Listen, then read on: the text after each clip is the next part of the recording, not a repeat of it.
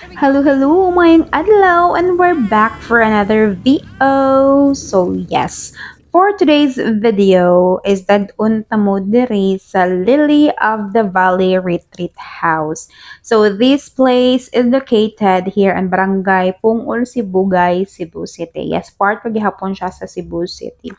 And dili na lang kayo ko mo discuss ja anong sabi sa mo discuss kami istrahon na gyud charas no sa ilahang different rooms and room rate kay you can check it sa ilahang Facebook page. You can message them and they are very responsive to all your inquiries. So kami I know we choose to bring our tent para sa camp life experience.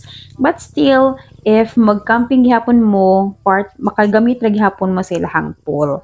And this is our view di ay sa amo ang gipili nga lugar kung asa mi mag-pitch og tent. And kung mag-campsite ka, there's no need for you to bring mga cookset and burner kay na sila kitchen. Pero nala sila yung minimal fee for the shared kitchen. But better said, magdala mo utensils kay since shared man siya if naidaghang guest, so basin magkulang. Pero ug hasulan pag gyud mo nga magluto-luto, dira sad mag-uol kay they have restaurant na less hassle. Order na lang and then kaon na. And this is the last video clip sa Lily, no? Kay medyo na busy gud mi og chika and prepare sa food. Mora to siya. Have a great day. Bye.